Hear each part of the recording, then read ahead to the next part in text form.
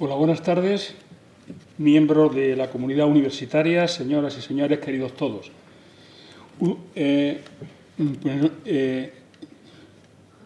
Nos encontramos un día más en esta ilusionante aventura, en tiempos de incertidumbre, que agradezco a todos ustedes, una vez más, el esfuerzo que ha supuesto su asistencia, sobre todo en esta tarde otoñal.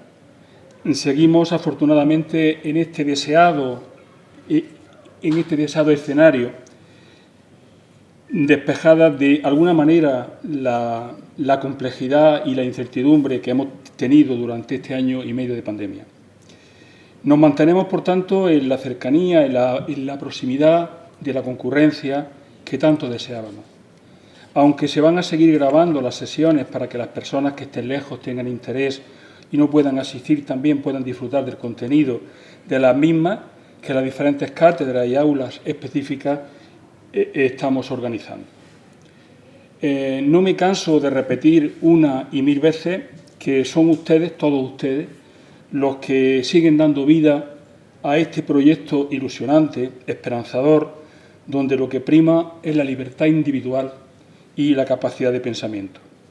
Sin embargo, desde este espacio marcado por la incertidumbre de un tiempo que nos impone unas exigencias a las que hay que seguir dando respuestas, queremos seguir haciendo visible un conocimiento educativo a veces alejado de la realidad o excesivamente segmentado.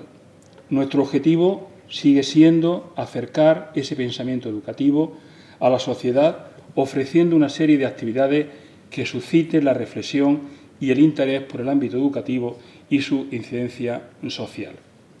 El filósofo y sociólogo francés Edgar Morin decía hace alguna década que hay que aprender a navegar en un océano de incertidumbres a través de archipiélagos de certezas. Es por eso que seguimos nuestra andadura este curso con un ciclo de 3 conferencias relacionadas con el lema Universidad y Memoria Democrática, que comenzó con la exposición Hazaña intelectual y estadista, su figura y significado durante la Segunda República, al que se une el Centro de Cultura Contemporánea, donde se recordará a los miembros de la comunidad universitaria que fueron ejecutados o represaliados durante la Guerra Civil y la posterior dictadura.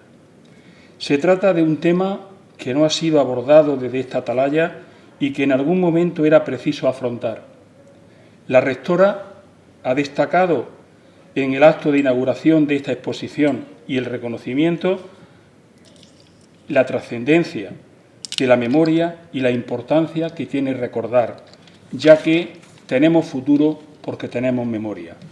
No cabe duda que para apostar por un presente y construir un futuro mejor es indispensable conocer mejor nuestro pasado, nuestra historia.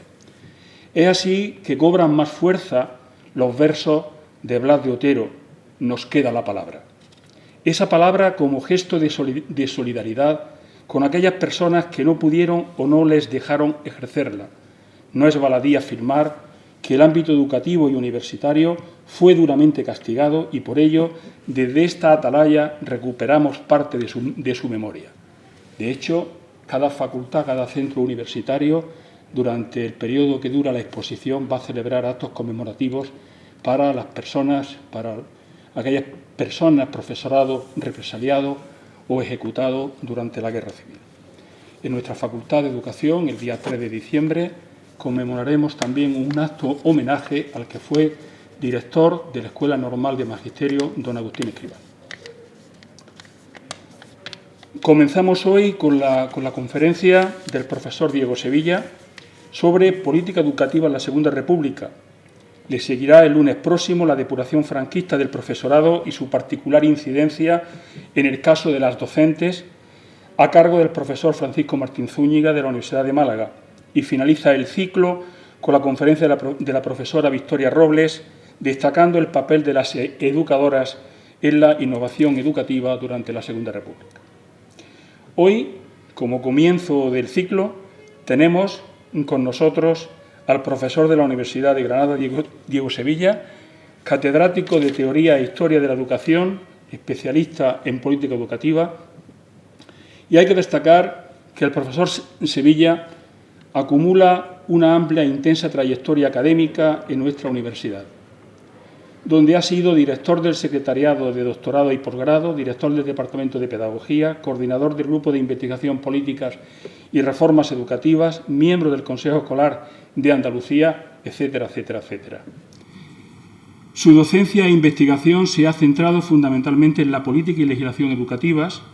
Es autor de numerosas publicaciones nacionales e internacionales sobre el tratamiento de la diversidad, el distrito educativo, la descentralización y la participación, la educación comprensiva, así como las relacionadas con la educación superior y la implantación del espacio europeo de educación superior.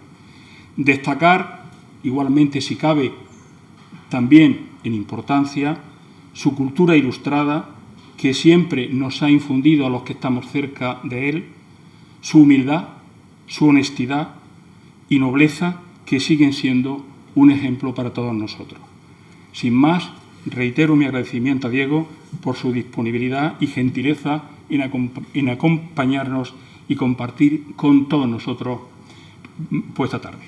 Así que gracias, Diego, y muchas gracias.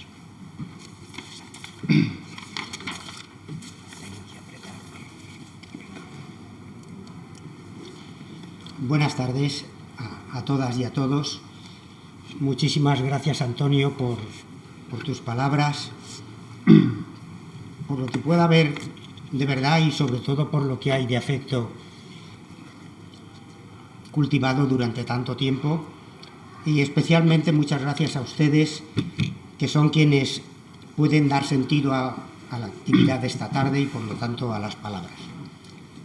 Es un tema que a mí me parece que es muy importante, pero claro, ¿qué voy a decir yo de él, no? No sé si a ustedes les parecerá igual, ¿no? Entonces, si les parece bien, pues podremos ver esos apartados. Primero, por qué fue importante la educación en la Segunda República. Después, qué hizo y qué pudo hacer la Segunda República en educación. Y luego un poco las etapas de la Segunda República, centrándonos sobre todo en la educación. El primer bienio, el bienio radical por el Partido Radical en el que militaba Manuel Azaña, y socialista, tanto en lo que podríamos llamar como acciones del gobierno, puesto que gobernaron en ese periodo, como también lo que fue un tema muy importante por la trascendencia que tuvo no solo para la educación, sino para todo el devenir de la Segunda República, que fue la educación en la Constitución de 1931, muy vinculado al tema de la Iglesia o la cuestión religiosa dentro de la Constitución de 1931. Después vendría el bienio, pasadas las elecciones de 1933, el bienio radical, el partido radical de Alejandro Lerroux, cedista, el partido de la Confederación Española de Derechas Autónomas, presidido y muy marcado por José María Gil Robles, y finalmente los 4 meses que median entre las elecciones de febrero de 1936 y la sublevación militar del 18 de julio de también ese mismo año. Y por último, si ha lugar, pues algunas palabras finales. Edward Malefakis fue catedrático de Historia Contemporánea en la Universidad Columbia de Nueva York. Es una autoridad indiscutible en todo lo que es la Europa meridional durante el siglo XX. Tiene libros de todos. En concreto, a España le dedicó un libro muy valioso sobre la reforma agraria en España, pero sin embargo, Edward Malefakis, especialista en esa reforma agraria, dijo que la educación es la mejor carta de presentación de la Segunda República. Hay un consenso universal en que la educación seguramente fue donde más y mejor hizo la Segunda República. Y tendríamos que plantearnos por qué fue importante la educación en la Segunda República. Y ahí quizás tenemos una pista en la relación entre un régimen político y la educación. En ese sentido, un régimen político que sea una tiranía, como ya decían los ilustrados de la segunda mitad del siglo XVIII, no tiene por qué preocuparse de la educación de sus súbditos, porque le basta con que le obedezcan, y casi cuanta menos educación tenga, pues seguramente tendrán menos problemas para obedecerle. Sin embargo, cuando estamos ante una democracia, es justo todo lo contrario. Como ya señaló Rousseau y Montesquieu, es muy importante que cuando vamos a dar el poder a las personas, nos preocupemos de que esas personas estén formadas humanamente y estén formadas políticamente también, ¿no? Porque ellos van a ser los depositarios del poder. Sin embargo, el liberalismo español, que reconoció el valor de la educación en la Constitución de 1812 de Cádiz, en el discurso preliminar, Agustín Argüelles, uno de los autores de esa Constitución, decía que si bien son importantes los soldados para defender a la patria, tan importante o más son los maestros que formen a sus ciudadanos. Y eso lo decía cuando estaba en plena guerra de la independencia. Es decir, en un momento en el que los soldados precisamente tienen que tener una consideración especial. Sin embargo, el liberalismo español, sobre todo a lo largo del siglo XIX y la primera parte del siglo XX, no se preocupó de la educación en general, sino se preocupó sobre todo de la educación de los grupos sociales en los que se integraba ese liberalismo y que eran evidentemente las clases medias y altas. Por lo tanto, sí hubo una preocupación relativa, pero hubo una preocupación por la segunda enseñanza y por la universidad. Sin embargo, hubo una despreocupación tremenda por lo que es la primera enseñanza y sobre todo la primera enseñanza fuera de las capitales de provincia. Es decir, que esto dio lugar en España, en el primer tercio del siglo XX, a una cultura que podríamos llamar de acrópolis, con una minoría muy elevada, ahí está la Edad de Plata, en la que realmente es Edad de Plata porque no podemos llamarle Edad de Oro, ya que la Edad de Oro es el siglo XVI y XVII, pero que sin embargo no hay duda de que hay una cantidad de literatos, de pensadores, de científicos, de humanistas enormemente valiosa.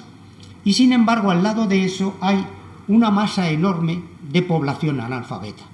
Por eso le llamamos cultura de acrópolis, y de ahí esa enorme contradicción, ese fallo que tuvo el liberalismo en su planteamiento.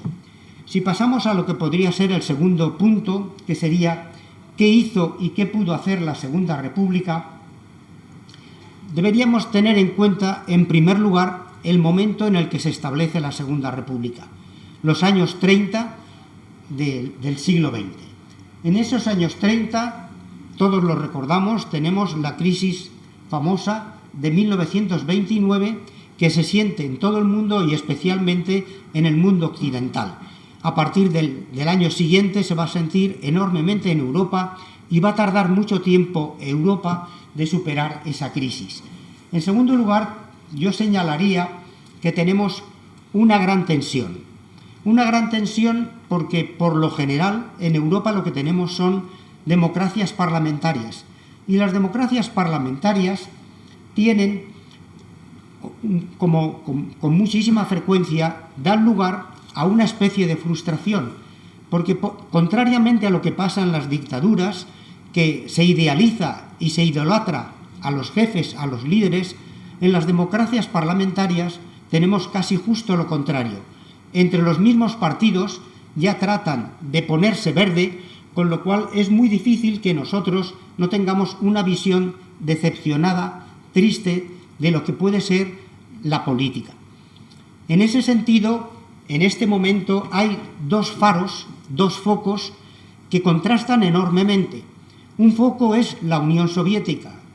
En 1917 se ha llevado a cabo la Revolución Rusa y, de cara al exterior, Rusia deslumbra a lo que podríamos decir las masas populares, las masas proletarias.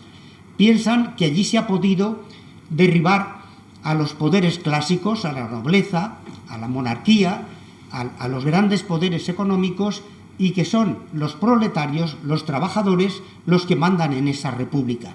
Entonces, el atractivo que tiene para las masas proletarias el despreciar una república parlamentaria, un sistema parlamentario, y el optar por una república soviética es enorme. Pero al mismo tiempo, si para las masas proletarias el atractivo es Rusia, para muchas partes de la clase media y sobre todo para los grandes poderes económicos, el atractivo es Italia y Alemania. La Italia fascista y la Alemania nazi. ¿Por qué? Porque ellos son conscientes de que ahí hay un poder que ha controlado al mundo obrero, que le ha impuesto una disciplina y que por lo tanto no tienen problemas de huelgas ni problemas de sublevaciones del mundo obrero. Entonces, este atractivo por ambas partes hace muy difícil la vida de las democracias parlamentarias. En ese sentido, de las 13 repúblicas que se establecen en Europa, las 13 nuevas repúblicas que se establecen en Europa en el periodo entre guerras, curiosamente, solamente cuando acaba la Segunda Guerra Mundial, prevalece una, Irlanda, que ha conseguido la independencia del Reino Unido por unas circunstancias muy especiales, pero las otras 12 repúblicas desaparecen porque no han sido capaces de sobrevivir todas las tensiones de los años 30 y de la Segunda Guerra Mundial. ¿Qué hizo y qué pudo hacer? Pues tengamos en cuenta no solo esa problemática que tendríamos común con el resto de Europa, sino una problemática específica de España. En primer lugar, tenemos un movimiento muy fuerte, reflejo de Italia y de Alemania, de extrema derecha. Nada menos que Calvo Sotelo, el que fue ministro de Hacienda en la dictadura de Primo de Rivera y el que será asesinado el 13 de julio de 1936, lo dice ya en el año 34. La autoridad debe imponerse por cualquier medio. El poder debe ser conquistado por cualquier medio. Es decir, aquí no hay ningún planteamiento democrático. Aquí hay un planteamiento claramente autoritario, fascista podríamos incluso decir. En segundo lugar, la izquierda revolucionaria, especialmente la UGT, el gran sindicato en este momento, y más aún los anarquistas, tanto de la CNT como de la FAI. Se diría que hay una obsesión revolucionaria. Están buscando cualquier ocasión para plantear un conato de revolución, un conato de alteración del orden público, de ocupación de tierras, de ocupación de fábricas, con lo cual hace muy difícil la situación de un régimen que tiene que establecerse. En este momento se calcula que son más de 800.000 los afiliados al anarquismo, por lo tanto la fuerza que tienen es enorme. En tercer lugar, tendríamos que señalar a la Iglesia, una Iglesia que es muy especial. Es la Iglesia que ha conseguido el Concordato de 1851, en el que la legislación española queda sometida a la legislación eclesiástica. Es vergonzoso, es asombroso, pero así se reconoce en el concordato firmado entre la Santa Sede y la monarquía española. Una Iglesia del sílabus, del índice de los libros prohibidos, del juramento antimodernista que tiene que hacer cualquier sacerdote antes de ocupar cualquier cargo, es decir, una Iglesia sumamente reaccionaria y sumamente retrógrada, pero una Iglesia antimodernista que precisamente el Estado confesional que se establece con la restauración de Cánovas en 1876 le entrega todo, le entrega las cárceles, los hospitales, los cuarteles, los cementerios, la sacralización de los espacios públicos, la moral pública y privada, salvo la de don Alfonso XIII, por supuesto, y sobre todo los colegios de primera y segunda enseñanza. Es decir, estamos en una situación en que la Iglesia no puede nada más que pensar que esto es lo correcto, que ella mande y que los demás obedezcan. Hay otra circunstancia más, un ejército sobrado de oficiales, un ejército acostumbrado a tener mucho mando en la sociedad e incluso a imponerse con los pronunciamientos siempre que le parece oportuno. Un ejército que realmente ha tenido papeles bastante tristes en las guerras coloniales que ha hecho y que no se ha medido con ninguna potencia europea, porque todas las guerras o las ha hecho dentro de España o las ha hecho con lo que eran sus colonias. Y sobre todo un ejército que además se pone muy nervioso en cuanto se pueda hablar de una autonomía regional, y la Segunda República va a admitir las autonomías regionales. Y por último, sobre todo en Extremadura y en Andalucía, el latifundismo. En un latifundismo que hace que nos planteemos cómo es posible una igualdad política, todos son iguales ante la ley, un voto, cada persona tiene derecho a un voto, con una extrema desigualdad económica, que va a establecer unas diferencias enormes, que va a establecer unas tensiones brutales y que incluso va a suponer un desprecio político. Cuando los braceros del campo pidan a los capataces que les den trabajo, les van a responder: comed república. Por último, si faltaba algo, el nacionalismo catalán y el nacionalismo vasco. Luego, por lo tanto, es muy difícil que prospere una república con este panorama. Con todo, también deberíamos tener en cuenta lo que podríamos considerar las actitudes que vemos en España cuando se establece la Segunda República. Hay una actitud que piensa que el establecimiento de la Segunda República es un mero cambio de régimen. Antes había una monarquía, ahora hay una república, pero más o menos las cosas van a seguir siendo igual. Sin embargo, hay una parte de los republicanos que lo que quiere es hacer de la república un instrumento para la democratización y la modernización. Azaña dirá: la república no es una mera enunciación de principios políticos o de doctrina política, sino un instrumento de reforma sustancial del Estado y de la sociedad. No simplemente se trata de cambiar la bandera, de pasar de un rey a un presidente de la República, de un parlamento ligeramente distinto, de unas votaciones que también se hacían antes de la dictadura de Primo de Rivera, sino se trata de reformar profundamente la sociedad. Por último, también, me parece penúltimo, hay también un rechazo a la democracia burguesa. Es decir, los anarquistas piensan que todos los gobiernos son detestables y nuestra misión es destruirlo. Muy pronto los anarquistas van a quedar decepcionados, porque la policía de asalto reprime lo mismo las manifestaciones en la monarquía que en la república, porque las huelgas la policía las combate de la misma forma, porque cuando asaltan una finca la policía les tira exactamente igual. Entonces ellos se preguntan: ¿para qué la república si no nos permite cambiar realmente lo que nosotros queremos cambiar, que es todo el orden social?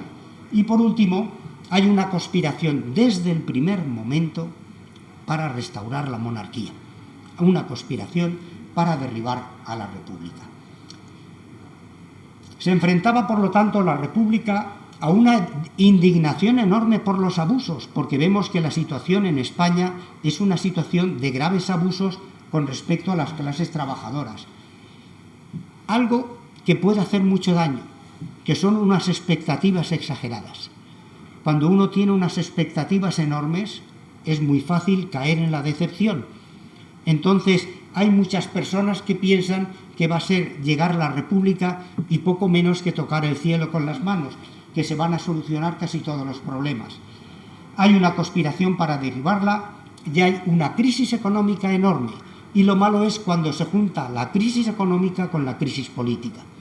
Si la crisis política puede tener una situación económica desahogada, pues afortunadamente va a poder incrementar los salarios, va a poder la gente a tener satisfechas sus necesidades económicas y en ese sentido no va a tener una tensión añadida a los problemas políticos.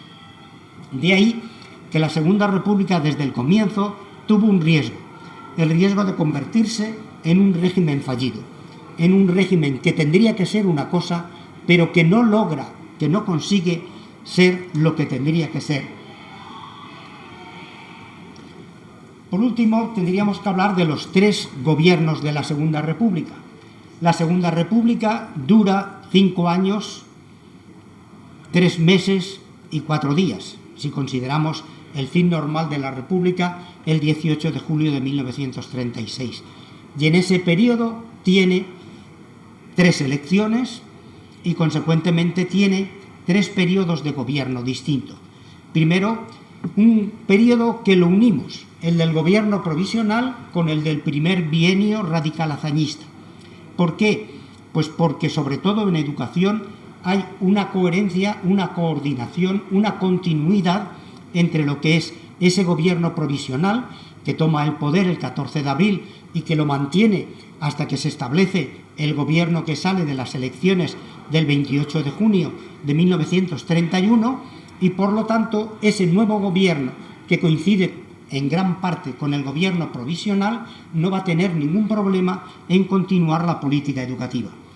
En segundo lugar, con la caída de Azaña y la caída también del gobierno radical socialista, vamos a tener las elecciones del 16 de diciembre de 1936 que las gana fundamentalmente la CEDA, pero que el presidente de la República, Niceto Alcalá Zamora, no va a llamar a la CEDA a gobernar porque sabe que la CEDA es dudosamente republicana y por eso, aunque el partido radical de Alejandro Lerroux no tiene tantos diputados como la CEDA, sin embargo, el presidente del gobierno va a ser Alejandro Lerroux.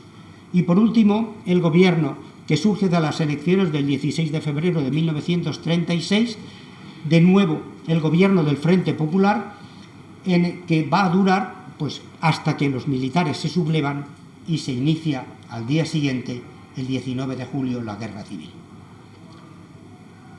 Bien, entonces, en mi opinión, por lo menos, la política educativa de la Segunda República es fundamentalmente fruto del primer bienio.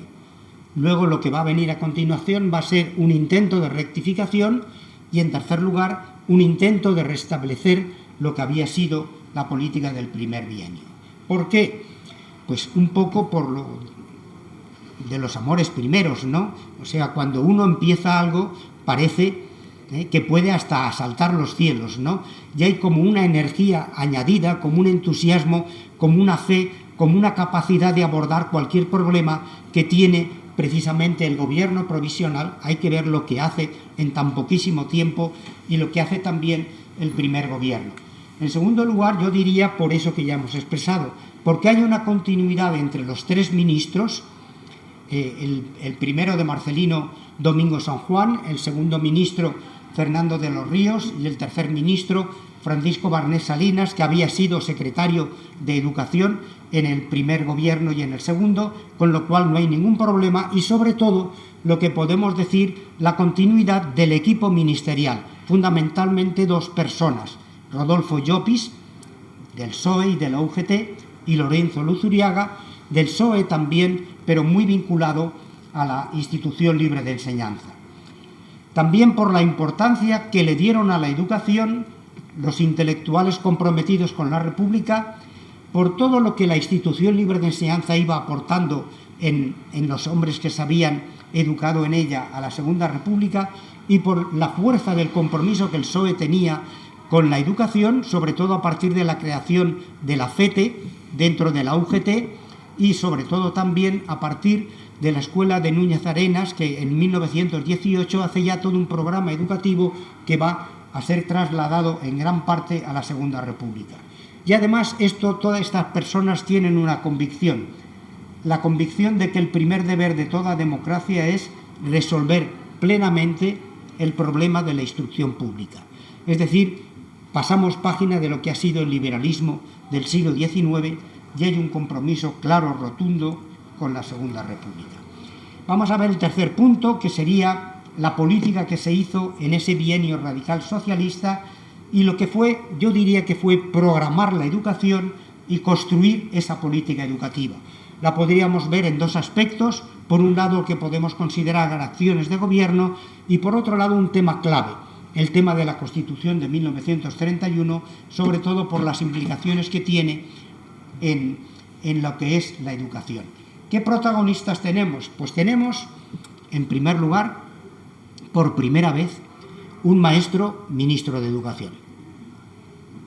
Marcelino Domingo San Juan, hijo de un guardia civil sevillano, que le tocó ir a Tarragona, dijo de una señora que seguramente tendría escasamente los estudios primarios, es una persona que estudia magisterio, que comienza a ejercer magisterio, pero con unas inquietudes enormes y que se va a meter en el periodismo, se va a meter en la política y que cuando se proclame la República, como él ha intervenido claramente en lo que es el traer a la Segunda República, se va a convertir en el primer ministro de Educación de la Segunda República y que durará hasta el 16 de diciembre, donde entrará ya un ministro a partir de las elecciones y de la aprobación de la Constitución que se hace el 9 de diciembre de 1931.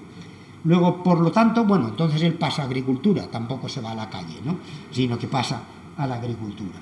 En segundo lugar, Fernando de los Ríos Urruti, catedrático de Derecho de la Universidad de Granada, socialista desde muy pronto, que ha visitado la URSS, pero que se define como un socialista humanista. Él, cuando ve Rusia, pregunta: ¿y la libertad? Porque él es socialista, pero también él es comunista. Perdón, él es socialista, pero también es humanista, ¿no? Y en tercer lugar, Francisco Barnés Salinas, catedrático de Instituto de Geografía e Historia, que ha estado vinculado ya a los ministerios desde el primer momento.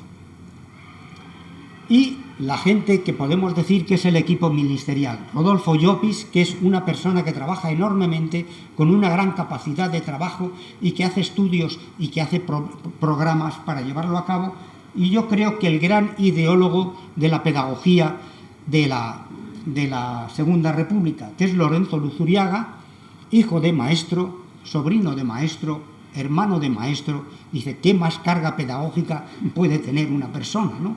Es decir, él también estudia en la Escuela Superior de Magisterio, en la Escuela Normal de Madrid, allí recibe clases de Ortega, pero también él se vincula muy pronto a la Institución Libre de Enseñanza a partir de todas las actividades que hay en los círculos abiertos de la Institución Libre de Enseñanza. Acciones de gobierno, pues son impresionantes. Es decir, la verdad es que llama la atención cómo en tan poco tiempo se pretende hacer tanto. Yo diría que incluso que se pretende hacer demasiado, porque cuando uno pretende hacer tanto, difícilmente va a conseguir tener eficacia en todo. Pero en primer lugar, claro, el ministro viene de Tarragona, decreto de bilingüismo, es decir, que en Cataluña se pueda hablar catalán, pero no solamente en Cataluña. Él lo dice muy claro en un decreto del 29 de abril de 1931. Respetar la lengua materna, sea ella la que fuere, es respetar el alma del alumno y favorecer la acción del maestro. En segundo lugar, muy pronto, el 6 de mayo, la República el 14 de abril, el 6 de mayo, la no obligatoriedad de la enseñanza religiosa. No se prohíbe la enseñanza religiosa. Los padres que lo soliciten pueden recibir sus hijos enseñanza religiosa en la escuela, pero no se le obligará al maestro a impartir esa enseñanza.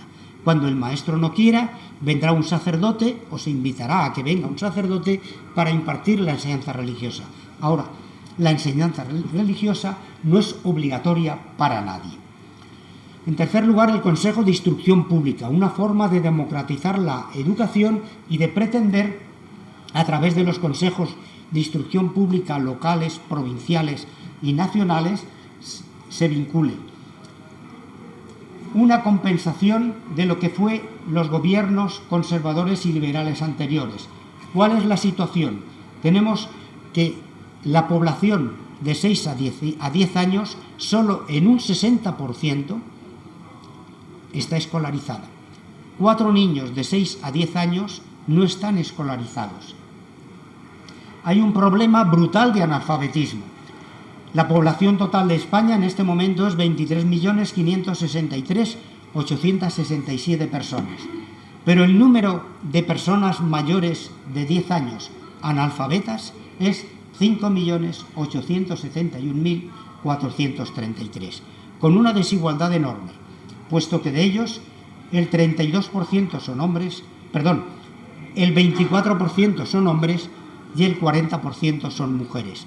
3 de cada 10 personas mayores de 10 años es analfabeta, no semianalfabeta, analfabeta.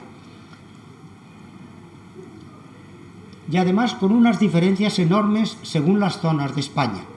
Mientras que Cantabria solamente tiene 1 de cada 9 analfabetos, Canarias tiene 1 de cada 2. Y luego las grandes regiones de España donde acampa el latifundismo, como son Extremadura y Andalucía, más que cuadriplican el nivel de analfabetismo de Cantabria, no a tanto, pero también mucho del País Vasco y de Asturias. Había 35.716 escuelas, pero hacen un cálculo, Rodolfo Llopis se empeña en conocer exactamente cuántas escuelas harían falta para escolarizar a toda la población infantil, y hacen falta nada menos que 27.000, es decir, por cada 10 que existen hacen falta 4 más. Se emite, a pesar de la crisis económica, una deuda de 400 millones de aquellas pesetas para dedicarlos exclusivamente a la construcción de escuelas, y se establece un plan quinquenal que el primer año se deberán construir 7.000 y en los 4 años siguientes se irán construyendo 5.000 hasta completar las necesidades. Otro proceso que se hace es la dignificación del magisterio. Lo primero, el sueldo. Si no pagas bien, ¿cómo vas a pretender tener un buen maestro? Por lo menos que tenga un sueldo digno. Segundo lugar, evitar el intrusismo, porque hay cantidad de personas que sin ningún título están dando clase de magisterio. Por lo tanto, se convocan 7.000 plazas. Se hacen unos cursillos en los que se va a preparar a los maestros y hacen una selección profesional.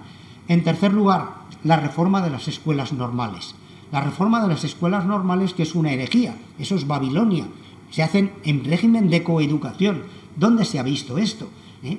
El rasgue de vestiduras es asombroso en este país. Me imagino que los camiseros ganarían enormemente, porque la coeducación es el mayor escándalo. ¿Qué es lo que se da o lo que no se da? Eso es cosa menor, pero que estén juntos chicos y chicas, que luego van a ser maestros y maestras, eso sí que es algo exagerado. Un plan de estudios impresionante, el plan de estudios que se llama profesional. Un plan de estudios en el que se exige, primero, bachillerato completo, con lo cual se pone el magisterio a un nivel prácticamente universitario, porque se le exige lo mismo a una persona para entrar a estudiar magisterio que a una persona para ir a la facultad. Segundo, 3 cursos de docencia profesionalizante. Antes, magisterio muchas veces era enseñar lo que los alumnos no sabían y tenían que explicar. Es decir, geografía, lengua, matemáticas, historia, todo. Ahora, como la gente viene con bachillerato, se supone que básicamente la formación de este tipo ya la tienen. Ahora lo que hay que hacer es aprender a enseñar, aprender cómo es el niño, saber cómo el niño aprende y, por lo tanto, tratar de profesionalizar. Y después de estos 3 años hay un examen, y el que supera el examen pasa a tener 1 año de prácticas profesionales pagadas. Esto no va a volver, si es que vuelve, hasta 1967, una vez que llegue el general Franco. Bien, quinta cuestión, el planteamiento de la escuela única o unificada. Es un planteamiento muy extendido en Europa en el movimiento de lo que se llama la escuela nueva. Y entonces, en realidad, lo que pretende, porque esto se tergiversa y tiene muchísimas interpretaciones, para unos es una especie de pretender que solamente exista un modelo de escuela, una escuela estatal uniforme, y sin embargo lo que pretende la escuela unificada es que todo el mundo tenga la misma educación. Es decir, por lo menos ser iguales ante la educación. Y entonces hay una articulación desde maternal hasta la universidad. Va a haber un movimiento, va a haber un proceso que va a estar articulado. En segundo lugar, una neutralidad religiosa ideológica. Es el gran planteamiento de la institución libre de enseñanza, que siempre lo ha cumplido con una pulcritud exquisita el fundador, Francisco Giner de los Ríos. En tercer lugar, coeducación, gratuidad y obligatoriedad. La educación tiene que ser igual para chicos y chicas, tiene que ser gratuita para que todo el mundo tenga educación y tiene que ser obligatoria porque nadie debe estar privado de la educación. Por último, algo que puede parecer menor, pero que sin embargo tiene una simpatía enorme, a mí me parece enormemente significativo, que son las misiones pedagógicas. ¿Qué son las misiones pedagógicas? Pues es una obra, sobre todo, de Bartolomé Cosío, de Manuel Bartolomé Cosío. Y entonces él escribe lo que van a ser en el decreto de 29 de mayo de 1931. Somos una escuela ambulante que quiere ir de pueblo en pueblo, pero una escuela donde no hay libros de matrícula, donde no hay que aprender con lágrimas, donde no se pondrá a nadie de rodillas como en otro tiempo, porque el gobierno de la República que nos envía nos ha dicho que vengamos ante todo a las aldeas, a las más pobres, a las más escondidas y abandonadas, y que vengamos a enseñaros algo que no sabéis por estar siempre tan solos y tan lejos de donde otros lo aprenden, y porque nadie hasta ahora ha venido a enseñároslo, pero que vengamos también, y lo primero, a divertiros. Es la gran labor de las misiones pedagógicas. Es una especie de solidaridad cultural. Maestros, profesores, artistas, jóvenes universitarios, intelectuales se van a desplazar por 7.000 pueblos, los más pequeños, los más alejados, los peor comunicados, a través de 196 circuitos. Se van a establecer 5.522 bibliotecas con más de 600.000 libros. Va a haber 276 actuaciones de coro y teatro del pueblo. Va a haber exposiciones en 179 localidades. Y ahí vemos las actividades que desarrollan. Actividades impresionantes, porque para la gente que nunca había visto teatro, y más aún la gente que nunca había visto una proyección, en sitios donde ni siquiera había agua potable y por supuesto tampoco luz eléctrica, y que con las baterías del camión que llevan consiguen electricidad y proyectar, exposiciones de reproducciones de cuadros que la gente sencilla, humilde, le impresiona. Este que veis ahí es Pablo Neruda. Hemos visto ya a García Lorca. Este es Pablo Neruda explicando cuadros a la gente de una aldea. Y ahí vemos lo que es un reproductor de discos, y algo asombroso, que en un pueblo donde no hay electricidad empiecen a oír esa cosa tan extraña que sale de una placa. Bien, entonces otra cosa que hace este periodo es las bases para una instrucción pública. La educación pública, primero, es una función esencial del Estado. Segundo, la educación pública debe ser laica. Tercero, debe ser gratuita. E incluso en la universidad tiene que haber la cuarta parte de las plazas gratuita. La educación pública debe tener un carácter activo y creador. Es la pretensión de una escuela dinámica. La educación pública debe tener un carácter social, no puede estar aislada de la sociedad, tiene que estar integrada en ella. La educación pública debe ser coeducación. La educación pública tiene que tener un sistema unitario desde el principio hasta el final, que serán 3 grados, pero íntimamente relacionados entre sí. Igualmente, el profesorado debe constituir un todo orgánico y debe recibir una preparación equivalente, asumir un trabajo docente similar y análoga retribución. Esto, que se recuperó en la alternativa para la enseñanza en la época de la transición,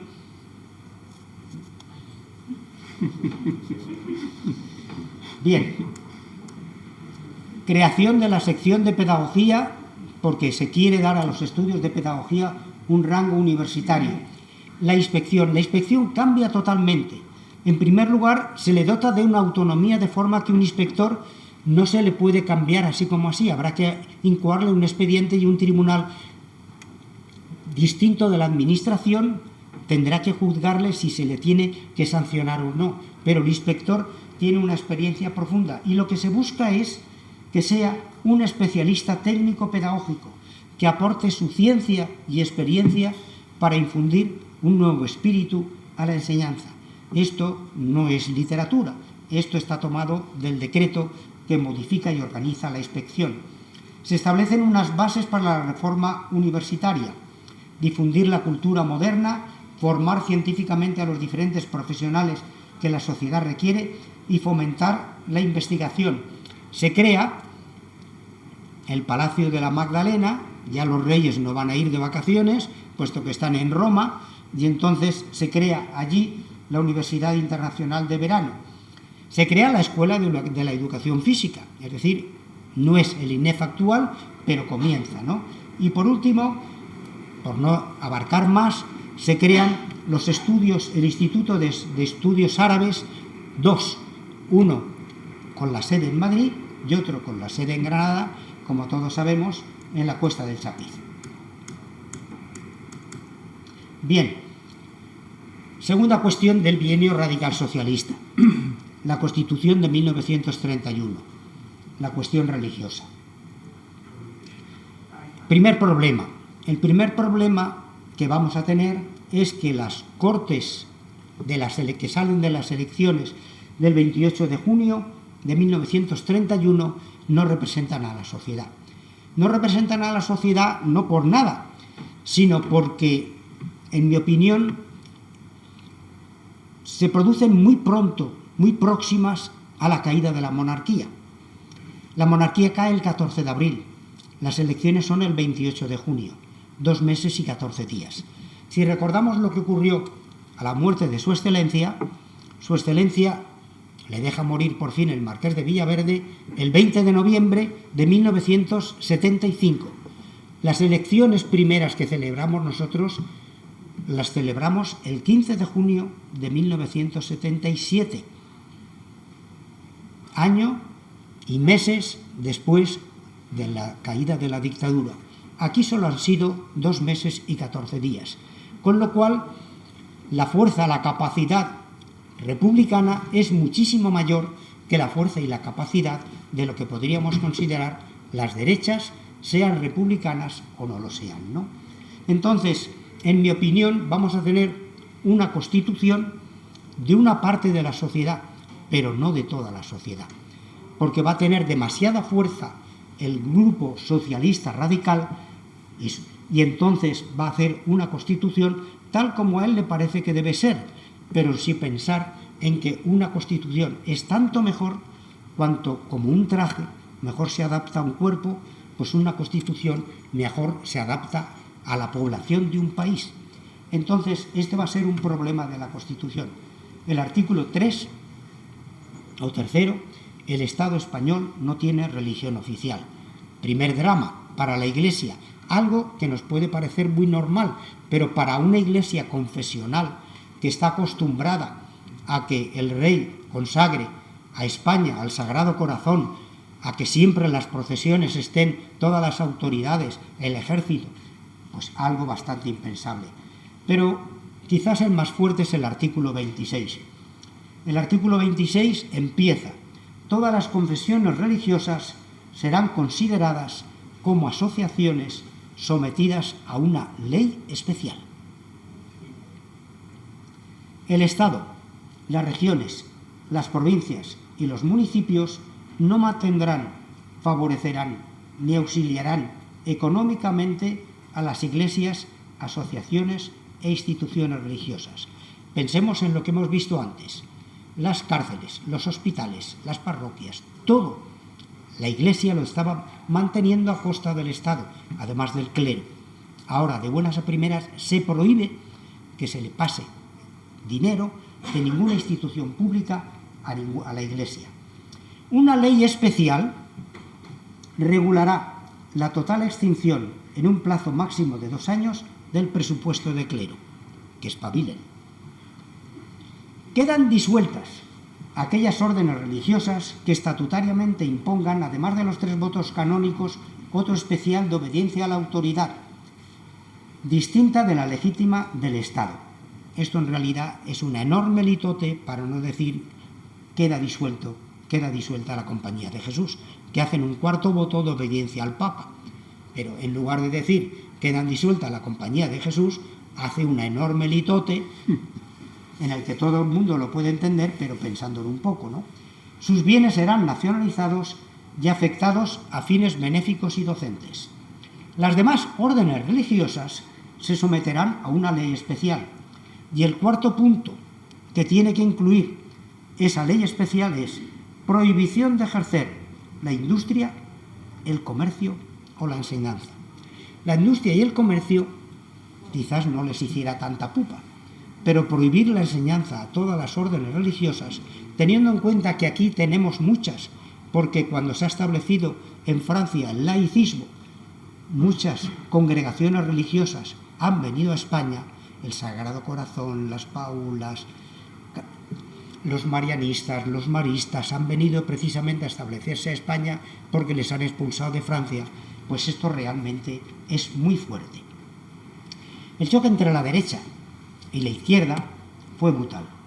Gil Robles, el gran adalid de la derecha, dice: el precepto que disuelve las órdenes religiosas y decreta la nacionalización de sus bienes va contra la libertad individual, va contra el derecho de asociación, va contra el principio de igualdad. Tres principios que tenéis regulados en los artículos que están ya aprobados por esta misma Asamblea. Es decir, en las Cortes, Gil Robles dice cómo ustedes pueden hacer esto si ustedes en otros artículos de la Constitución respetan la libertad, el derecho de asociación y la igualdad. ¿Por qué los religiosos, los sacerdotes, las religiosas van a estar sometidos a una ley especial? Esto va contra lo que ustedes mismos están aprobando. Respuesta de Azaña: yo digo que en el orden de las ciencias morales y políticas, la obligación de las órdenes religiosas católicas, en virtud de su dogma, es enseñar todo lo contrario a los principios en que se funda el Estado moderno. Por eso, ni mi partido ni yo en su nombre suscribiremos una cláusula legislativa en virtud de la cual siga entregado a las órdenes religiosas el servicio de la enseñanza. Eso jamás. Yo lo siento mucho, pero esta es la verdadera defensa de la República. A mí que no me vengan a decir que esto es contrario a la libertad, porque esto es una cuestión de salud pública. Gil Robles: declararemos la hostilidad al proyecto en la hipótesis de que se apruebe una medida persecutoria y desde ese momento declaramos abierto un nuevo período constituyente. El Papa Pío X: la doctrina que proclama la conveniencia de la separación de la Iglesia y el Estado es absolutamente falsa y en gran manera perniciosa. Esto va directamente comentando el artículo 3. Cardenal primado Pedro Gomá: un duro ultraje a los derechos divinos de la Iglesia. Pastoral del Episcopado, pastoral conjunta del Episcopado: solo una odiosa tiranía puede el Estado, solo con una odiosa tiranía puede el Estado poner limitaciones a la función docente de la Iglesia. Y más adelante: deben los padres de familia mandar sus hijos únicamente a las escuelas católicas. Se prohíbe severamente la asistencia a las escuelas acatólicas, neutras o mixtas. Luego pone una salvaguarda, y es en los sitios donde no haya escuelas católicas, porque claro, estamos pensando en capitales de provincia o en poblaciones importantes, pero hay muchísimas poblaciones que no tienen ninguna escuela, ya lo hemos visto, y otras que solo tienen una escuela nacional. Gerald Brenner, que no es precisamente sospechoso, ¿no?, dice: la imprudencia de esta medida resulta hoy evidente. No hay que olvidar que ha sido siempre un asunto serio legislar contra la religión en España. No solamente estaban perdiendo los republicanos cierto número de sus sostenedores y enajenándose a muchos indecisos, sino que daban con ello a la reacción un motivo de protesta que estaba deseando encontrar. Esto evidentemente lo dice en 1962. Está escrito en el Laberinto Español, antecedentes sociales y políticos de la Guerra Civil, que se publica no en España, sino se publica en París por el Ruedo Ibérico. El problema es que la cuestión religiosa había conseguido unir a los antirrepublicanos, y separar a los republicanos. Habrá muchos republicanos que se retraerán de la República precisamente por la cuestión religiosa, y habrá muchos antirrepublicanos que encontrarán en la religión el argamasa que los va a soldar y los va a unir. Luego quedan los artículos específicamente respecto a la educación, el 48, el 49 y el 50, pero que realmente tuvieron mucha menos influencia que el artículo 26 respecto a la cuestión religiosa. El artículo 48 dice algo muy importante, y es la responsabilidad del Estado en el servicio a la cultura. También dice que la enseñanza primaria será obligatoria y gratuita, que los maestros, profesores, catedráticos de la enseñanza oficial son funcionarios públicos, garantiza la libertad de cátedra, algo que había estado prohibido hasta que llega la Constitución de 1931. La República legislará de forma que nadie deje de estudiar por falta de medios económicos. La enseñanza será laica y hará del trabajo el eje de su actividad metodológica, y se reconoce a las iglesias el derecho sujeto a excepción del Estado de enseñar sus respectivas doctrinas en sus propios establecimientos. Bien, esto fue más o menos lo que pretendió llevar a cabo el primer bienio. ¿Qué pasó con el segundo bienio? Pues el segundo bienio lo que hace es la contrarreforma. Estamos en un periodo, de eso sabemos bastante en los tiempos actuales, de revanchismo. Tú legislas de una manera, cuando pierdas tú el gobierno y llega el gobierno yo voy a cambiar toda la legislación que tú has hecho, ¿no? Es decir, algo estupendo, ¿no? Bien, entonces, cuando se celebran las elecciones, las gana, como hemos dicho, la CEDA, pero la CEDA no acaba de reconocer a la Segunda República, con lo cual el presidente de la República no le ofrece el gobierno a José María Gil Robles, sino lo ofrece al segundo partido que ha conseguido más diputados, al partido radical de Alejandro Lerroux. Entonces, José María Gil Robles define una estrategia. Primero, influiremos en el gobierno. En segundo lugar, estaremos en el gobierno. Meteremos ministros de la CEDA en el gobierno. Y en tercer lugar, mandaré en el gobierno. Él se ha hecho toda una estrategia. Es cuestión de ir moviendo fichas y de ir presentando dificultades al gobierno actual, que en el Parlamento no va a tener, cuando nosotros queramos, apoyo suficiente para seguir adelante. El problema que tiene es un problema que tiene la Segunda República, pero todavía más acentuado en el periodo del segundo bienio. Es que tienen 9 ministros en 26 meses. No tocan ni a 3 meses por ministro. Cuando uno empieza a aclararse en los pasillos del ministerio, le dicen que se vaya a otro lado, ¿eh? Y si tenemos en cuenta que uno estuvo 2 veces y estuvo en la primera vez 8 meses y en la segunda vez casi 2, pues todavía les queda menos a los otros. Hubo ministro de 3 semanas, de 4 semanas, de 5 semanas. Además, tuvo algún que otro detalle, y es la Revolución de Asturias y la proclamación del Estado catalán por Companys. Entonces, ¿qué es lo que vemos en este bienio? Pues una contrarreforma. Descenso en las construcciones escolares, debilitamiento de la reforma educativa, prohibición de la coeducación, debilitamiento y cambio de sentido de la inspección, la universidad, fin de la representación estudiantil, fin de la autonomía catalana en materia de enseñanza que se le había concedido a través del Estatuto. Esos son 6 puntos básicos que lleva a cabo este bienio y que son prácticamente una contrarreforma de lo anterior. ¿Qué tuvo de positivo? Pues primera cosa que sí que tuvo de positivo, un impulso fuerte a la construcción de la ciudad universitaria de Madrid, que luego serviría para establecer el frente, ¿no?, en la guerra civil. Segundo, inauguración del Colegio de España en París. Tercero, el ministro Filiberto Villalobos, que era un hombre liberal y reformista, realmente acometió la reforma del bachillerato. Tuvo inteligencia y recogió todo lo que se había hecho antes. Entre otras cosas, aprovechó bastante de las bases para la modificación del bachillerato que había elaborado Fernando de los Ríos. Unificó la legislación, porque era un auténtico galimatías, y reguló los exámenes de forma que si el profesorado quería, un alumno no tenía por qué hacer un examen conjunto final. Es decir, más o menos lo que ahora está escandalizando a la derecha, o sea, que no se haga un examen final y se guillotine allí. Y luego establece un plan de estudios de 3 y 4 años y el segundo periodo de 4 años, 2 más 2 años, con una reválida final.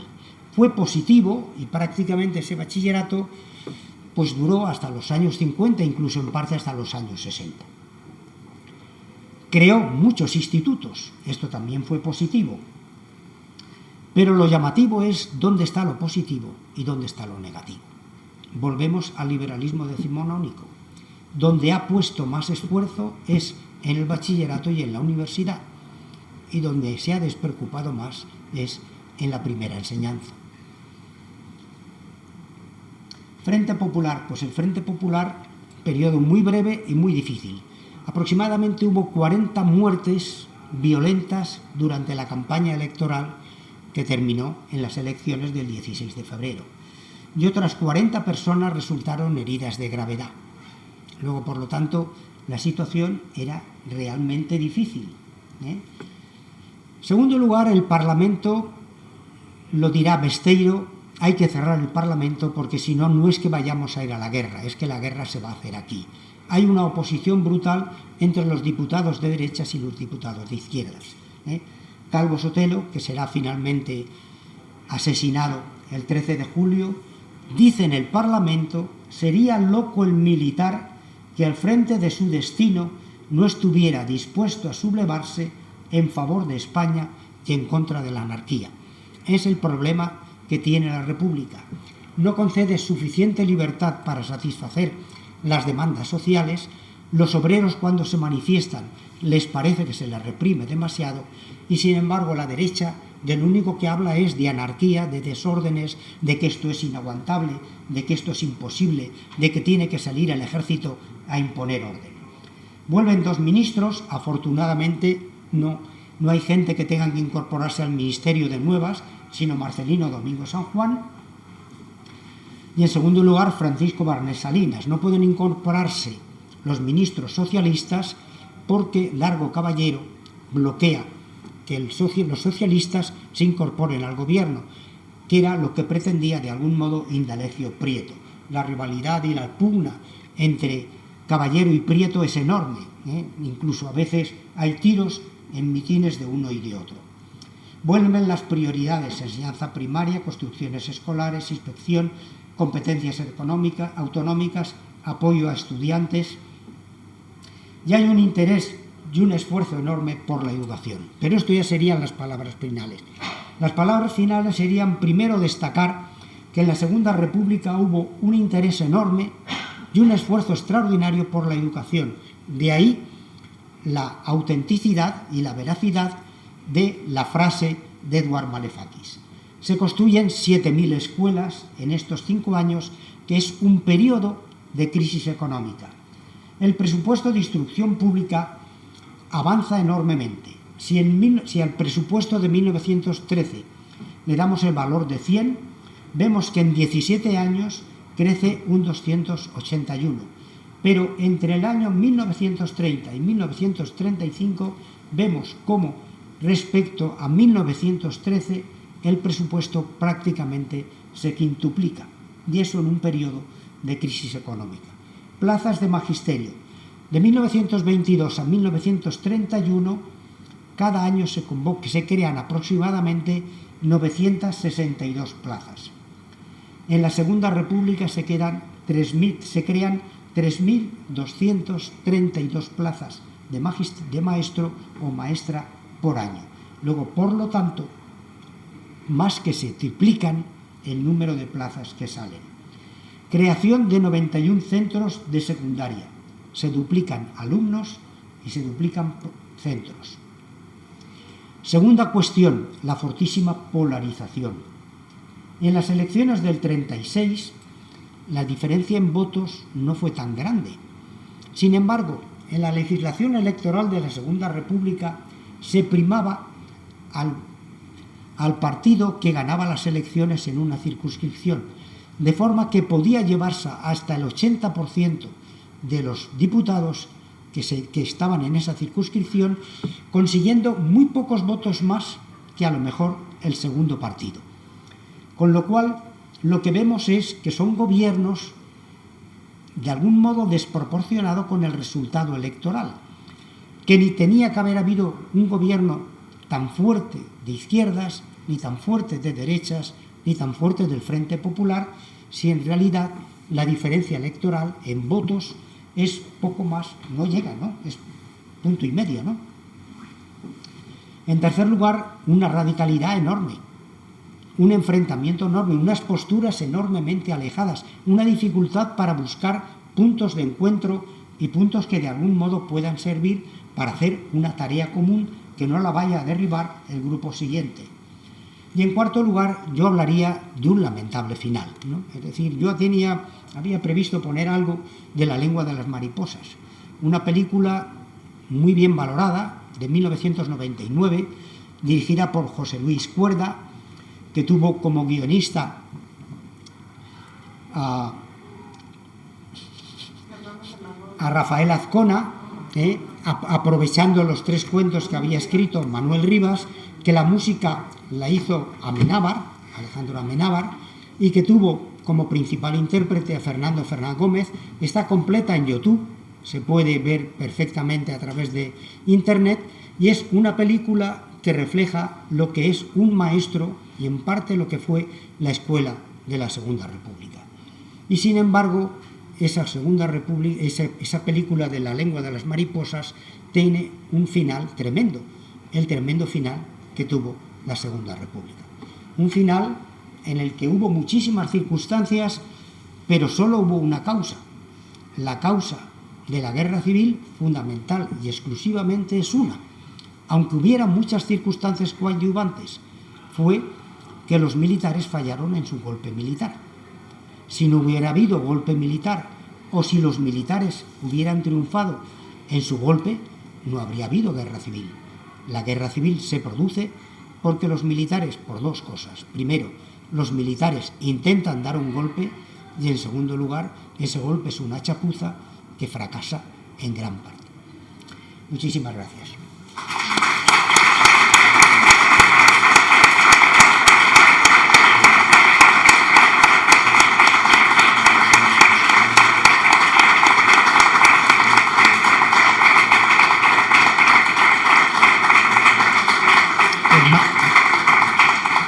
Más gracias todavía, ¿no? Muchas gracias, Diego. Muchas gracias, Diego. Muchas gracias a todas y a todos. Yo recupero la última frase que ha dicho Diego, y estamos en conversaciones con Manuel Rivas, el autor de La lengua de las mariposas, para que venga aquí a esta cátedra también a dar una conferencia, a ver si es posible. Bien, pues ahora pues abrimos, en el tiempo que nos queda, un turno de preguntas y de diálogo con respecto al tema que nos ocupa. Así que tienen ustedes la palabra.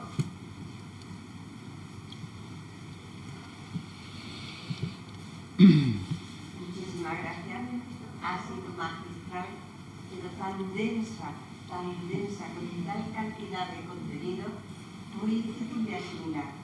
En virtud de ello, le pregunto si esta conferencia la tienen publicada en algún sitio, si hay alguna publicación de usted en algún libro que, pudiera remitirnos a paladear todos los datos que se han manifestado aquí, porque es que es imposible.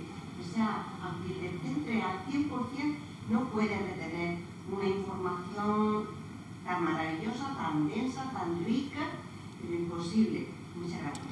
Bueno, pues tiene usted toda la razón. O sea, yo reconozco cuando lo he hecho, que digo, esto está... Tiene usted toda la razón, y la verdad es que es mi mayor crítica a la charla. La charla he querido decir demasiadas cosas, tenía que haberme propuesto decir mucha menos, de haber buscado los puntos esenciales y no haber dado tantos detalles. Respecto al contenido, pues es un contenido que yo creo que es bastante fácil, relativamente fácil acceso, es decir, porque no he creado nada, o sea, realmente lo que he hecho es basarme en bastantes textos, eso sí, en muchos, en dispersos, que he utilizado. Lo que sí que le puedo decir es que en la primera diapositiva estaba mi correo electrónico, que es muy fácil, es el apellido Sevilla, todo con minúscula, y luego arroba, y luego todos los de la universidad, de universidadgr.es. Usted me escribe y yo le puedo mandar, pues ya mismo prácticamente todas las diapositivas, y si no, pues lo convierto en un texto y se lo envío con muchísimo gusto. Yo también le puedo... ¿El segundo apellido no funciona en el correo? ¿Perdón? ¿El segundo apellido no funciona en el correo? No. ¿Solo Sevilla? No. ¿Y Sevilla o Sevilla Pablo? Sevilla. Lo siento por mi madre, en ese sentido. Mi universidad no fue generosa con ella y creo que lo merecía, porque la verdad es que mi madre se lo merecía, pero únicamente me asignaron a mi padre.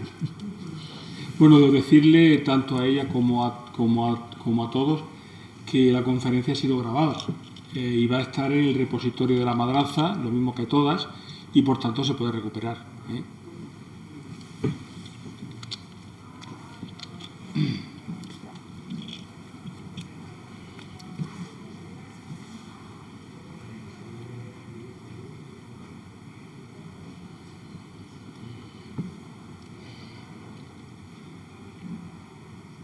Aparte de agradecerle efectivamente la magnífica conferencia, quería preguntarle sobre el porcentaje de maestros, hombres y mujeres, en relación a ese periodo. Tengo entendido que hubo un aumento muy significativo de plazas para maestras en ese periodo de la Segunda República, y quería saber si efectivamente fue así. Sí, es decir, curiosamente, los estudios de magisterio a lo largo del siglo XIX tienen más presencia femenina que masculina, pero eso es a lo largo del siglo XIX, y en ese sentido la Segunda República le faltó tiempo para superar esa tradición. Se pueden decir muchas causas, pero una de las causas es lo mal pagado que estaba el magisterio. Entonces, al estar mal pagado, pues un hombre que pensara que tenía que ser el sostén de su familia, como tradicionalmente ocurría, pues no se planteaba ser maestro. Si podía estudiar, sería otra cosa. Cualquier oficio, veterinario, matarife, lo que fuera, artesano, iba a tener una profesión mucho mejor remunerada que maestro. Sin embargo, había bastantes chicas que estudiaban porque las clases medias y altas no veían mal, no para ser maestra, sino para entretenimiento antes de casarse, que la chica estudiara magisterio. Entonces, las escuelas de magisterio femeninas, puesto que no había coeducación, tenían bastante presencia femenina. A veces había más maestras, pero en concreto yo no tengo un dato exacto de qué porcentaje, no sé si Victoria lo tendrá, de qué porcentaje hubo de incorporación de maestras. Sí que es cierto que en las promociones parece bastante equiparable en las promociones, pero exactamente no se lo puedo decir. Y fíjense la dificultad de la coeducación, que tenemos una foto de la Escuela de la República donde no hay coeducación. Pero es que era así, es que la sociedad, sobre todo en algunos sitios, los padres no admitían en absoluto que su niña pudiera estudiar junto con chicos, ni siquiera en primaria.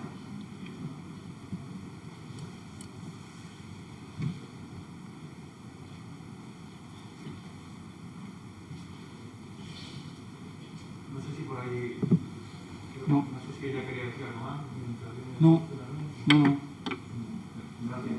Bueno, se oye, ¿no? Sí, perfectamente. Me llama la atención, me ha parecido interesante una idea de, como se suele decir, cambia mucho según el que fiscal como que se mira, y en la polarización, por ejemplo, lo que ha hablado, también se habla hoy día mucho de polarización, aunque yo la veo más por un lado que por otro, porque no hay, en la izquierda clásica, digamos, o en la izquierda crítica, hoy día hay mucha crítica a que partidos, bueno, o coaliciones como Podemos no son claramente de izquierda, o trataban sobre todo de ser transversales.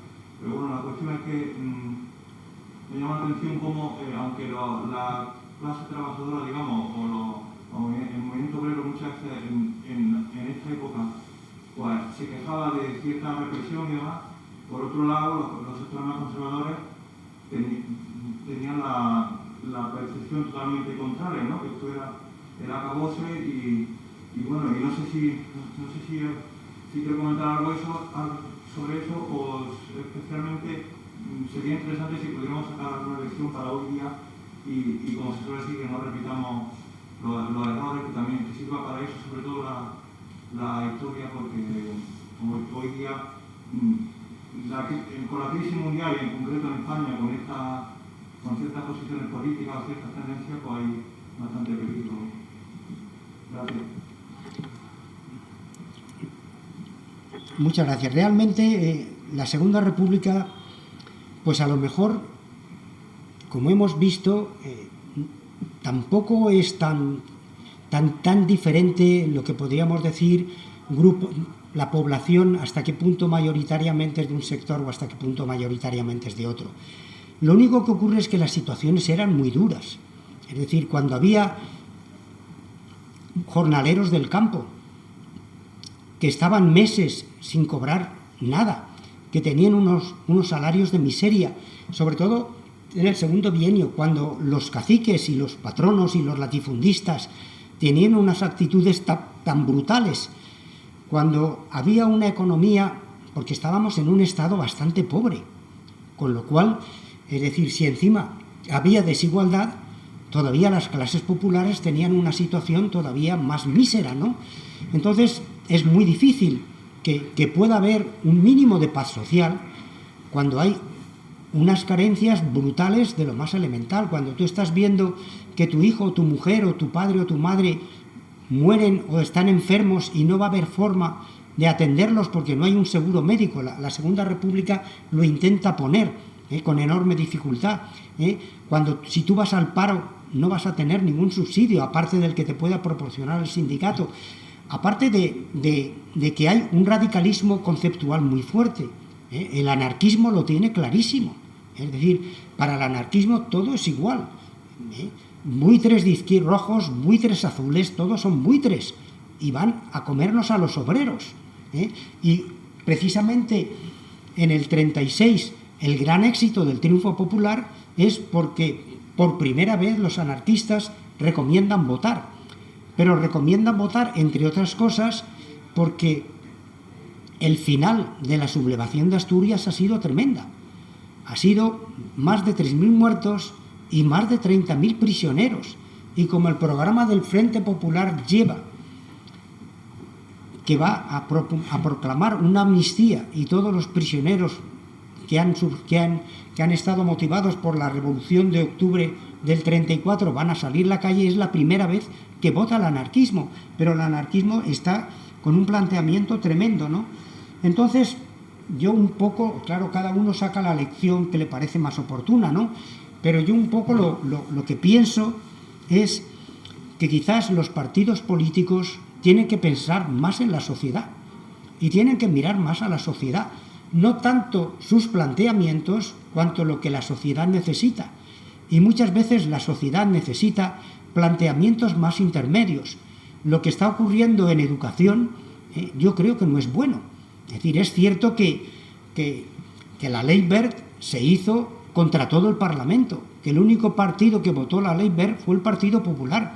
Ni siquiera la Unión del Pueblo Navarro, que prácticamente es el Partido Popular en Navarra, pudo aprobar la ley Wert. Entonces, era lógico que cambiáramos la ley, y es lógico que la ley, o sea, por lo menos a mí la LOE en muchos aspectos me satisface, ¿no? Pero lo que no podemos hacer es un planteamiento en el que ahora gobiernas tú, haces tu ley, luego vendré yo y anularé tu ley y pondré la mía, porque La educación no aguanta eso, ¿no? Y lo mismo en muchos campos, ¿no? Lo que pasa es que, en mi modesta opinión, yo veo más cerrazón por parte del Partido Popular que por parte de otros partidos, incluso la comunista, ¿no? La misma comunista la veo muchísimo más moderada en sus planteamientos, ¿no? que el Partido Popular. Esa es la verdad. El Partido Popular lo veo más extremo que nunca. Nunca lo he visto muy moderado, pero ahora menos todavía, ¿no? Sí.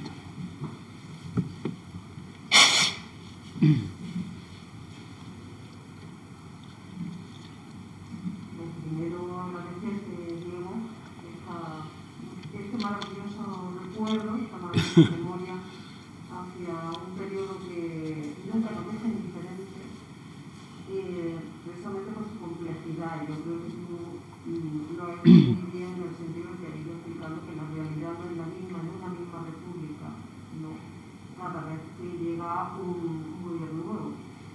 Yo quisiera solamente referirme a reflexionar, bueno, muy brevemente sobre dos cuestiones que me han interesado, por saber tu opinión. En realidad no tengo así preguntas claras.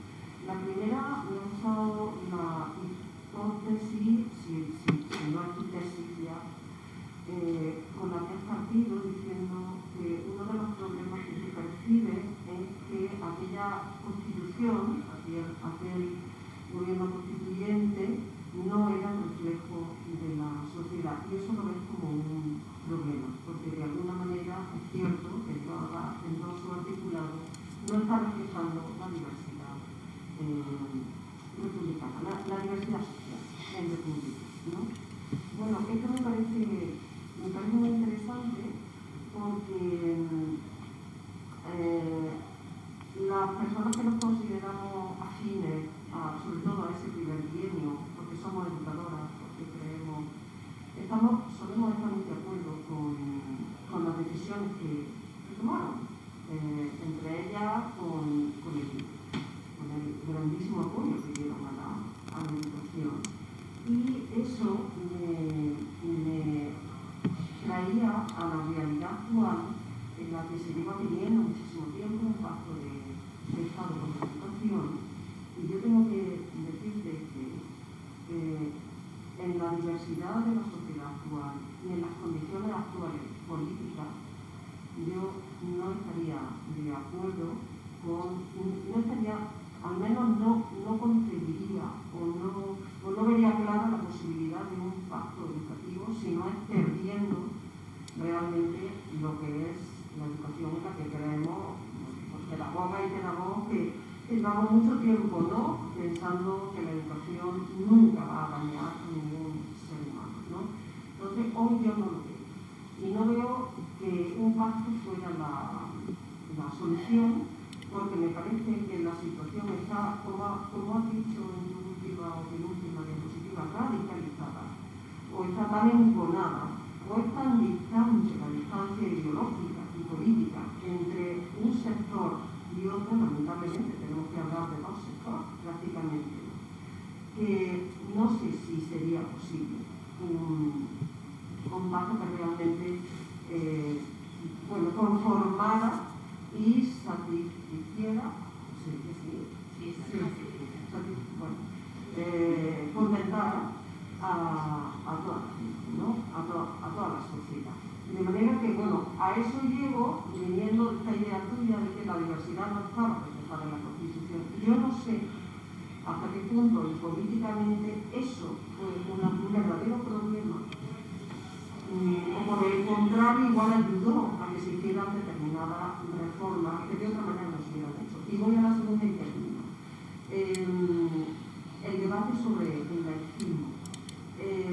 Claro, algunas personas, por nuestra propia ideología y sobre todo por las posiciones pedagógicas que tenemos en la educación, vemos ese periodo como un periodo verdaderamente arriesgado y positivo, porque entendemos que la enseñanza, y algunas personas otras no, claro, la enseñanza religiosa debe estar fuera de la aula, debe darse en conciencia con quienes quieren una educación religiosa. Y entonces, ahora me retrotrae al momento actual, donde ya en democracia, en una democracia que ha tenido ya su desarrollo, seguimos teniendo, gracias a la virtud de un concordato que nunca fue decidido democráticamente, ¿qué importa la religión en la escuela?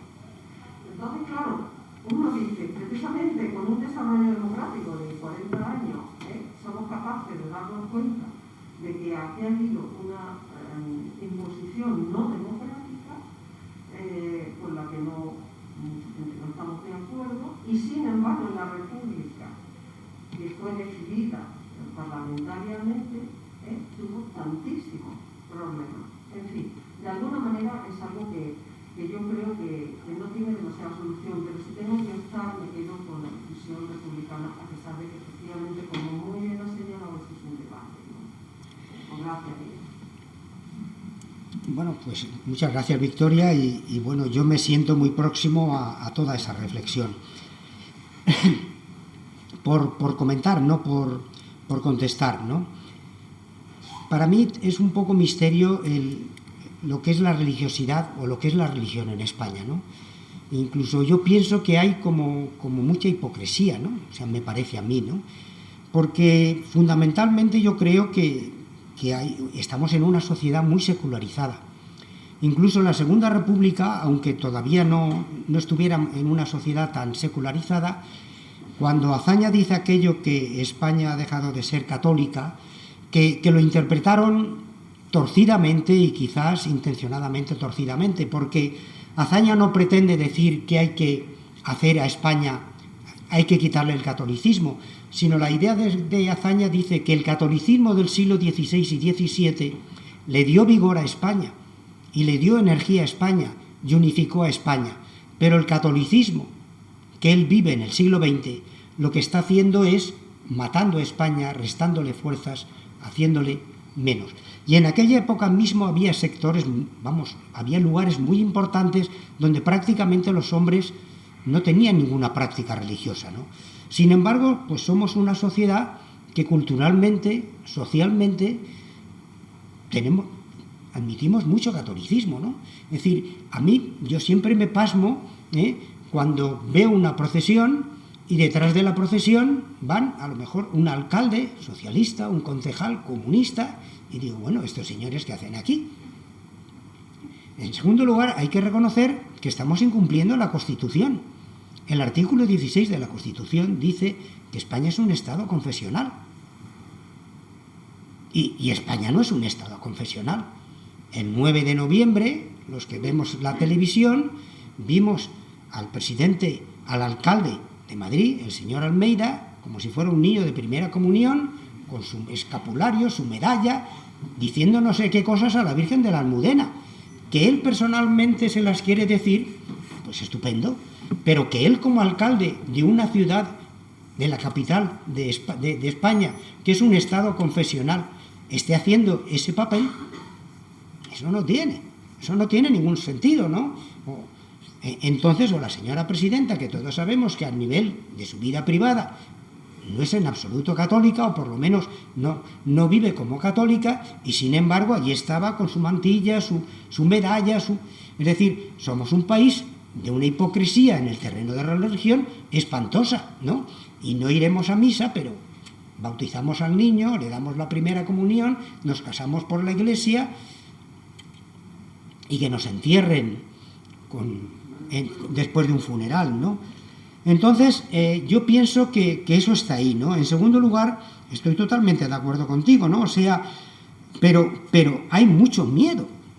Hay mucho miedo en los partidos centristas e incluso no centristas, de izquierdas, a enfrentarse a la religión, porque evidentemente los acuerdos con la Santa Sede del 3 de enero de 1979 son unos acuerdos muy originales. La Constitución entra en vigor no el día 6, el día 6 la votamos, el 6 de diciembre, pero la Constitución entra en vigor cuando se publica, 29 de diciembre de 1978, viernes, sábado día 30, domingo 31, Nochevieja, 1, no estamos para nadie, día de Año Nuevo, el 2 tomarían el avión y el 3 firmaron.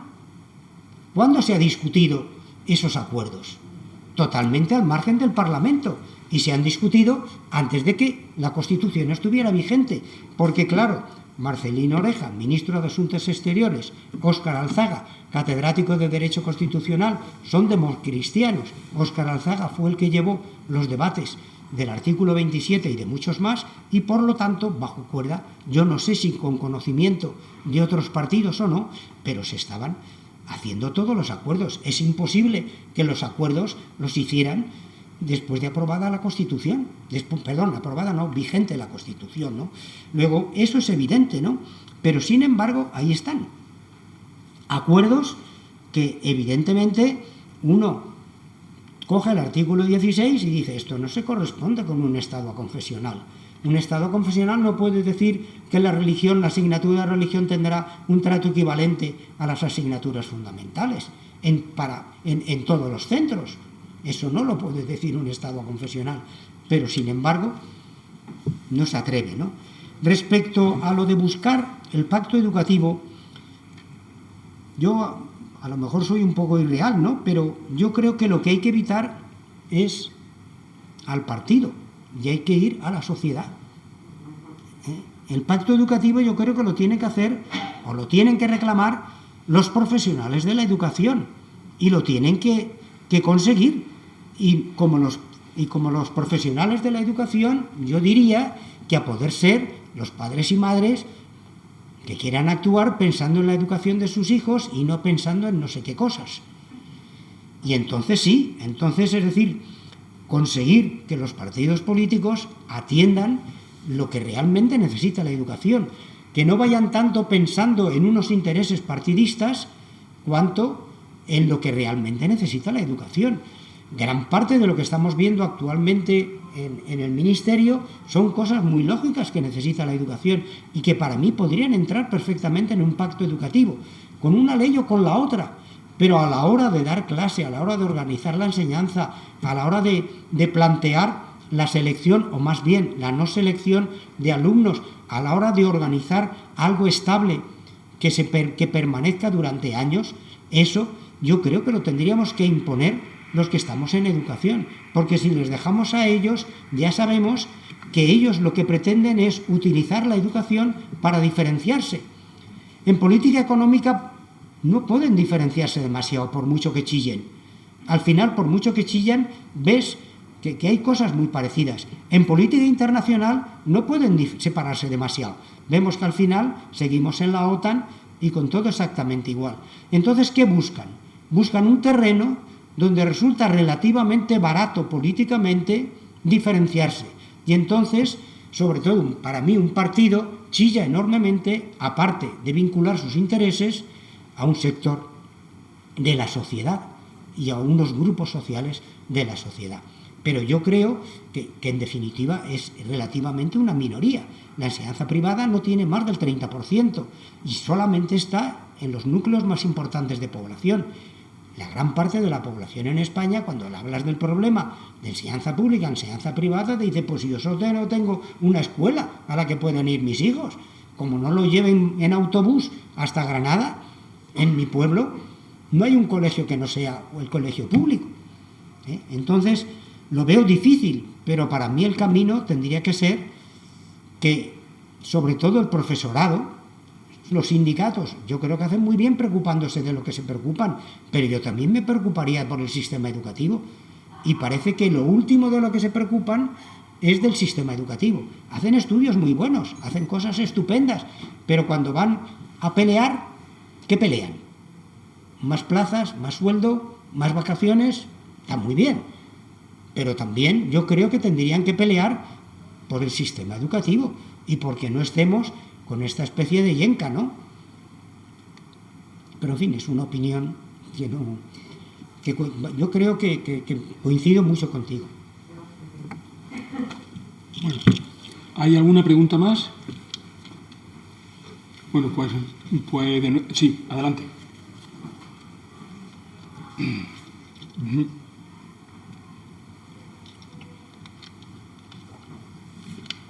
Sí, bueno, a mí me ha interesado muchísimo su exposición, muchísimo aspectos en la reflexión, pero para no Casal me centraré, bueno, que me gustó especialmente cuando dijo que en una parte del gobierno republicano de derecha se olvidaron de la primaria y intentaron su esfuerzo en la secundaria, donde iban las clases medias acomodadas que lógicamente lo necesitaban. Yo creo que eso me gustaría preguntarle si usted opina lo mismo, es lo que luego se hizo durante el franquismo, sobre todo en los pueblos, donde los colegios de primaria estaban muy mal, pero los de bachillerato estaban mucho mejor para los pocos que teníamos. Y en relación con eso me gustaría preguntarle hoy, en el 2021, dentro de los niveles de enseñanza, primaria, secundaria, bachillerato dentro de la secundaria, grado, máster, doctorados, postdoctorales, ¿cuál cree usted que se está privilegiando? Si se está privilegiando hoy alguno. Muchas gracias. Respecto al franquismo y la secundaria, yo creo que sobre todo en la enseñanza privada. Es decir, el franquismo, por lo menos hasta que llega la ley Villar-Palasí de 1970, indiscutiblemente pues trabaja para los suyos y trabaja para las clases medias y altas. Entonces, lógicamente, las clases medias y altas no tienen ningún interés en la escuela primaria, y menos en la escuela primaria de los pueblos, porque además, es decir, durante un periodo muy amplio, la enseñanza pública secundaria no crece. En un primer momento, el franquismo deja, porque elimina institutos de secundaria, deja 117 institutos. 117 institutos. Si hay que pensar que en cada provincia tiene que haber uno de chicas y uno de chicos, y hay 50 provincias, ya tenemos 100. Si encima hay que poner alguno en Ceuta, en Melilla, en Vigo a lo mejor, o en Jerez, o en ciudades que no son capitales de provincia, pero que tienen amplia población, veremos que los institutos son mínimos, que solamente pueden estudiar en un instituto público la gente que vive en una capital de provincia. Con lo cual, el que quiere estudiar la secundaria o vive en una capital de provincia o tiene que tener medios económicos para que su hijo estudie en un internado, y en un internado privado. Luego, evidentemente, el franquismo descuidó totalmente la escuela primaria. Solamente en 1970 la ley Villar-Palasí, y en parte porque la Organización para la Cooperación y el Desarrollo Económico, donde están los 26 países más ricos, o estaban los que eran 26 y que quieren seguir siendo más ricos y velan por sus intereses, está fomentando o está apoyando el Banco Mundial también los planes de desarrollo, y le dice al Estado español, ojo, que el desarrollo económico español de los años 60 se puede frustrar precisamente porque no va a tener una población escolarizada suficiente, no va a tener formada gente para que se incorpore a una economía que cada vez es menos del sector primario, agricultura, peones, de albañil, y cada vez necesita más incorporarse al sector de la industria y de los servicios, con lo cual necesita una formación mayor que la que se está consiguiendo en las escuelas de primaria estatales, ¿no? Entonces, el franquismo, luego ya llega la Ley General de Educación de 1970, y por lo menos pone la educación general básica hasta los 14 años, teóricamente igual en todos los lados, y por ahí va. Y luego en la actualidad, pues yo creo que según, ¿no? Es decir, o sea, indiscutiblemente, a partir de la financiación de los centros concertados y a partir de la financiación de los centros públicos, yo creo que existe una relativa financiación adecuada. A todos los niveles, ahora se está empezando con maternal. Quizás se privilegia más aquello que tiene una vinculación más clara con la economía. Y ahora yo creo que empezaremos a ver una financiación más fuerte de la formación profesional, porque se está viendo que el gran cuello de botella que tenemos está en la formación profesional. Tenemos mucho más población universitaria prácticamente que población de formación profesional, ¿no? Y entonces yo pienso que los gobiernos cuidan sobre todo la economía. Si son de derechas porque lo tienen claro, y son de izquierdas pues casi también, y entonces todo lo que tenga una conexión con la economía se privilegiará más. Y es lógico, aunque cuesta ver cómo no lo hacen, que empieza a financiarse más la investigación, porque lo que se destina en España de investigación yo creo que es el 1,6 del Producto Interior Bruto. Corea destina el 6% del Producto Interior Bruto. Corea, todos los coches que fabrica son de fábricas coreanas, de matrices coreanas, y España, todos los coches que fabrica son de matrices de fábricas internacionales, de fábricas extranjeras. Bueno, ya tenemos que terminar porque es la hora, así que les agradezco su presencia y continuamos el próximo lunes con la segunda conferencia sobre la depuración del profesorado. Gracias.